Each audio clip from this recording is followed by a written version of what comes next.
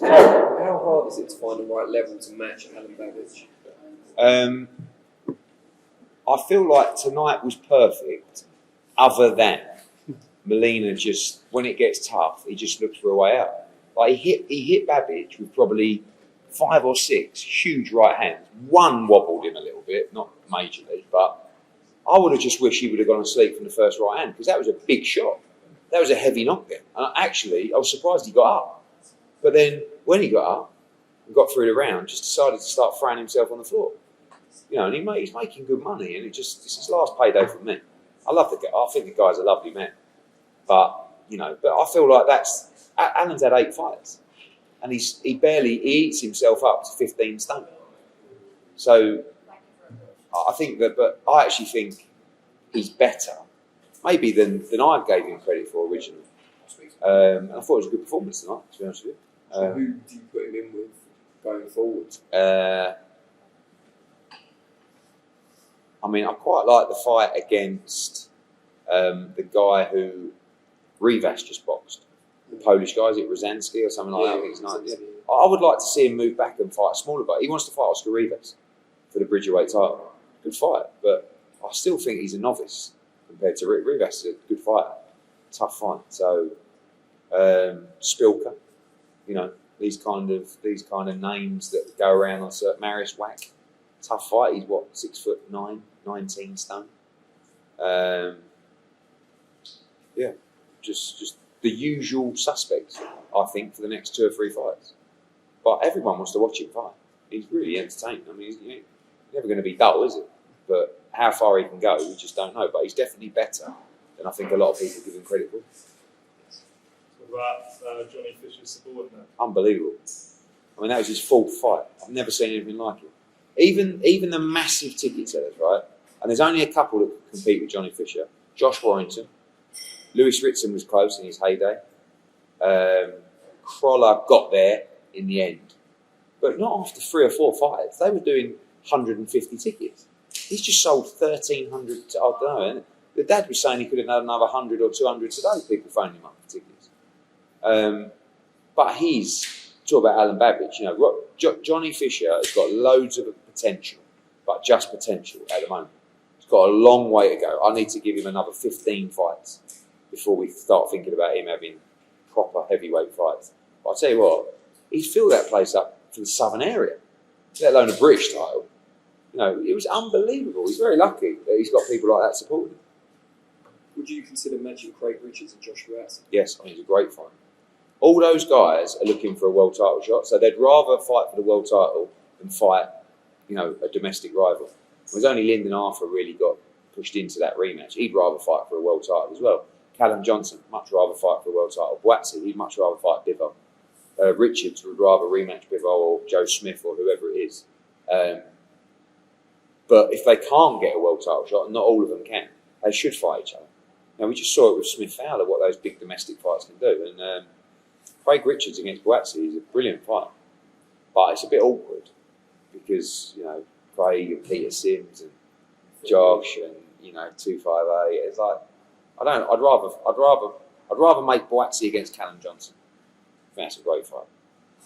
And I'd rather make Craig Richards against the winner of Yard and Fink, but probably easier to do it in-house.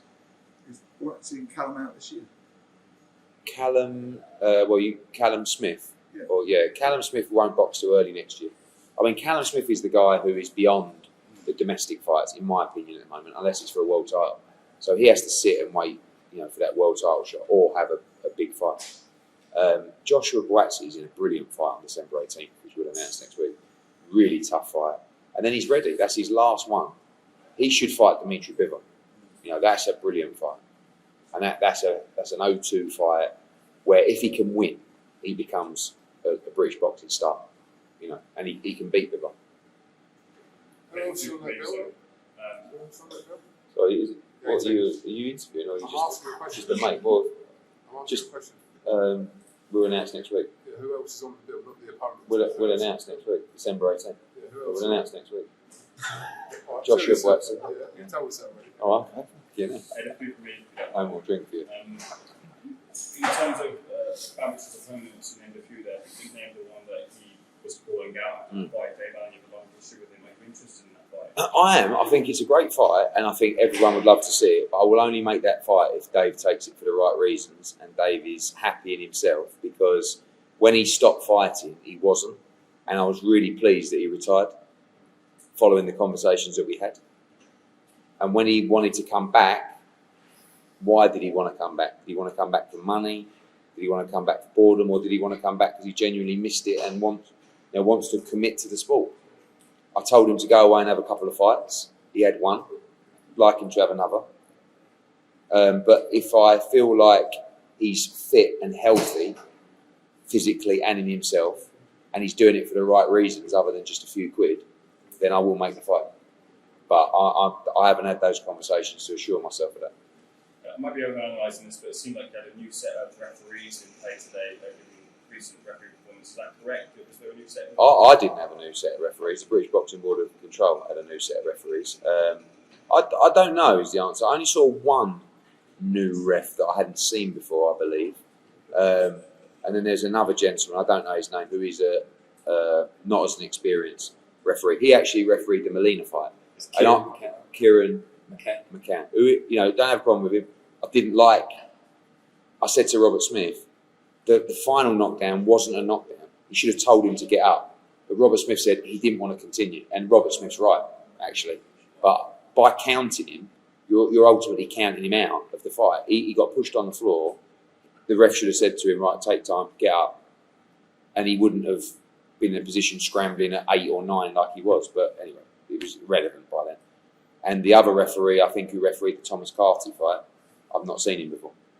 You announced the double header featuring Kate Taylor and Conor Benn. Who's the headliner? Conor Benn this time around. Last time, Katie went above him. This time, Conor will go above him. He'll touch wood. We've got a really big fight for him that we'll announce next week. All of that card will be announced next week.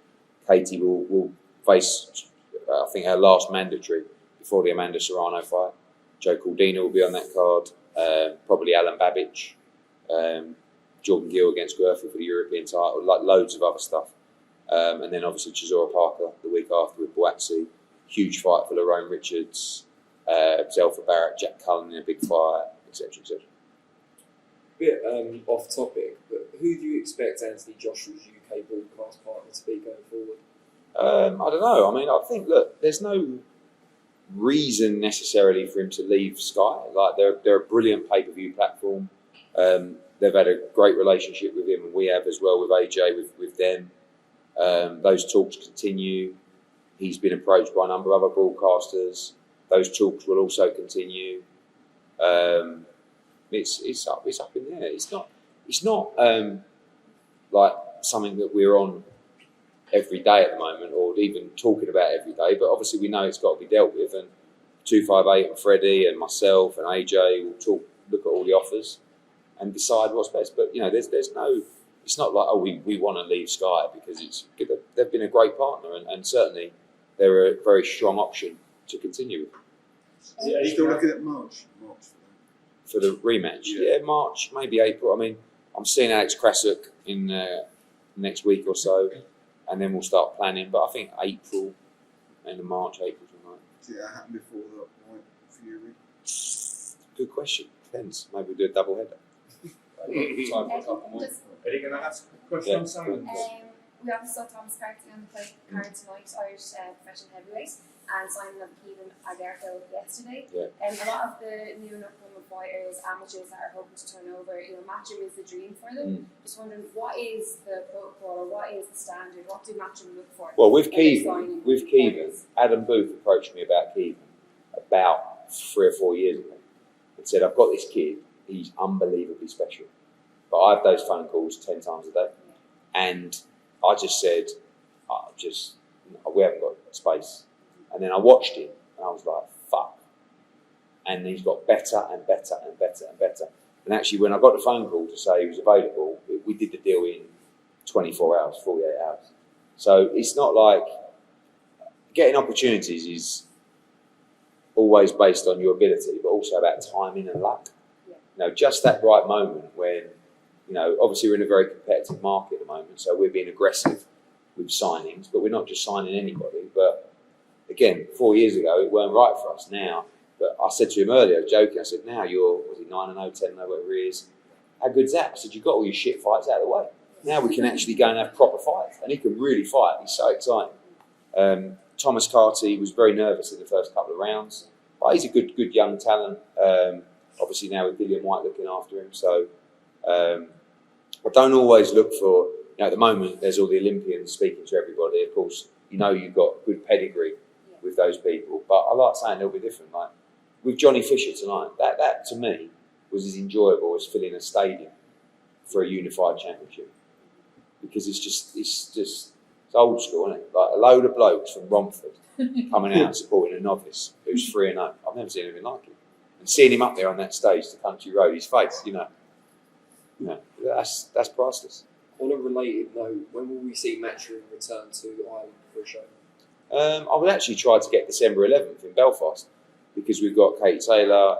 Keevan actually will go December 11th as well, it looks like. So next year, hopefully. I mean, Katie is going to fight December 11th, and then we want to do the big room at the Garden for her against Serrano in April. So no, probably a bit later than that. If I can do a deal with Mr. Jake Paul. One more, guys. I'm all right down as well, probably. Sorry, just touching on Yusuf Kamar's fight against Castaneda. One of the scorecards had it as a draw, and the rest was a majority decision. What did you make of that fight? Well, I talked the fight up. I thought it was a really good fight, but Coogan said to me earlier when, Castaneda against Kumari didn't really catch fire, so I thought it was a really good fight. But then I remembered how much I sold that fight all week, and I did sort of sell it that it was going to be Gatti Ward 3. But it was a really good fight. I actually thought Castaneda edged the fight. I went over to to Darren Barker scoring. He had Kumari by 2, I think. I didn't see that. I didn't see that. I thought it was quite close for the first 6, but I did have probably Kumari edging it. But then I gave Castaneda at a big 8th round, big 9th round. The 10th could have gone either way. Maybe actually Kumari nicked it with the cleaner work. He caught a lot on his gloves. But I felt like Castaneda edged the fight. Does he get to be in the home corner next time? Should be, shouldn't he? I mean, he's beat Ofer Jones. He'll probably get a bit pissed off now. We've got another option on him. But it just shows you how good the depth of fighters. He's not. I mean, he was 15-1 in Toledo. I think he's from Texas, and no one ever heard of him. I mean, he's a quality fighter, and he's got a lot of improvement to make as well. Earlier this week we had the announcement of Jake Paul versus Tommy Fury. Now that we did the fight in Miami, Started it all, didn't I? Gave him his fucking pro debut. What did I do there? If he beats Tommy Fury, first of all, do you think he'll beat Tommy Fury? I've only watched Tommy Fury once in a UK show, beating a guy that I could have beaten, and you could have beaten as well. And then watched that last fight that he was in, that 4-round or whatever it was, which was absolute the sparring, the guy who spars with Jake Paul.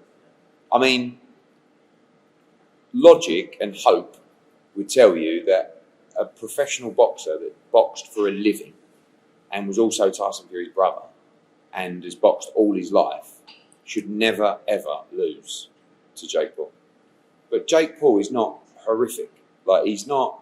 There's a lot of pro fighters worse than Jake Paul. I've seen them. I've had a lot of them on my shows with young kids coming through, But it's just the most embarrassing thing if he loses that fight. I mean, that's why it's got... I feel like that fight's a lot bigger in the UK than it is in America. No one knows who Tommy Fury is in America. I don't actually think it will do great business there, but I think it's going to do good business in the UK. But he can't. I mean, the problem is if it's a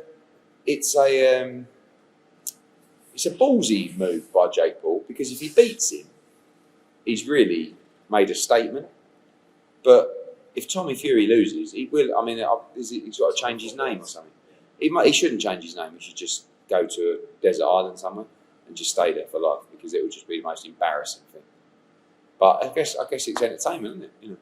At least it's a fight where you don't really know what's going to happen. I don't mind Jake Paul, what he's doing. He's taking it seriously. He's training. He's putting the sparring in. And I don't agree with all these comments like Javonte, where it says these guys, it's not fair that they're earning all this money for fights, and you've got this other guy who's grinded his whole life and he's not getting the opportunities. Well, he ain't good enough. And he's not built a fan base like Jake Paul, so tough shit. Jake Paul built the fan base and he's very intelligent at what he does. and he's chose boxing. Didn't have to choose boxing. Could have chose OnlyFans. And second to that, if Jake Paul beats Tommy Fury, which of your guys would you like to see fight and beat Jake Paul? I'd have to have a go myself, because someone's got to put an end to it. I'd probably get knocked out as well, actually, to be honest with you, but I don't know. I mean, I always thought Jake Paul, Conor McGregor, decent fight. It's just the weight difference, isn't it? Was it £200 or 190 against 154? It's all a bit mental, though, isn't it? Really, the whole thing. How does it working with him sort of behind the scenes with the Serrano fight? Jake Paul is very bright. He's not always what you see. Like, he's a showman. He's a great self-promoter, but he's intelligent. He knows how to build an audience. He knows how to deliver content, and it's not just him, but other people on these most valuable promotions team. The reason that they want to make Serrano against Taylor is because it's the biggest fight of all time in women's boxing. So he wants to be able to say, we did that. That fight happened because of Jake Paul in boxing. And he wants to get as much money from Amanda Serrano and say, we got her the most money that she's ever had, or the highest female purse ever. So I think his intentions really are, he's not doing that to try and make money. He does have. We've all fallen in love with the sport, haven't we? That's why we're here. And I do believe he's fallen in love with boxing as well. So it's not just, I want to just make as much money. I think he enjoys the training. I think he likes the sport. And I think part of him wants to do some things that give him some credibility and show that he actually likes the sport. And there's probably a bit of ego as well, but I genuinely think he would like to be a reason that fight happened, and it happened in the big room at MSG. Given the fact you said you think he's going to do good business here, would you consider doing another one of those cards on design? With Jake Paul? Yeah, or any YouTuber? No, not any YouTuber. Like I would do a Jake Paul fight against a boxer in a good fight. Like, I don't have a problem with Jake Paul against Tommy Fury. Like, I don't think it's horrendous. It's just, I would probably do that fight. If I was asked to do it, I would probably do Jake Paul against. What I wouldn't do, honestly, is Logan Paul against Floyd Mayweather, 1 or 2. And I wouldn't do Evander Holyfield ever stepping back in the ring. And I wouldn't do an old fighter in a fight, a Legends fight. And I wouldn't do Logan Paul against Mike Tyson. I might do, actually. Would you do KSI with them all three in the UK? No. I really enjoyed that, and I love both guys, but I just feel that we have to focus on boxing. I feel like, but again, that's why I don't have an objection with Jake Paul. I think he is boxing, but he is taking part. He's not just fighting. Like, I know the guys haven't been boxers that he's boxed, but at least the fighters, they take part in combat sport. So I don't mind the Jake Paul stuff as long as he fights decent guys. And Tommy Fury, I don't know enough about him, but I presume that he can fight. We'll find out. If Jake Paul loses to Tommy Fury, would you want him to carry on? Doesn't mean a row of beans to me. But it will be over. That whole thing. Yeah, but commercially, it would fall off a cliff. The whole thing's going to fall off a cliff soon, just with one bad night or one But at the moment, it's But if he lost to Tommy, that's why it's a risky fight for Jake Paul, because no one knows who Tommy Fury is in America. But they do in the UK. It's a bigger fight here.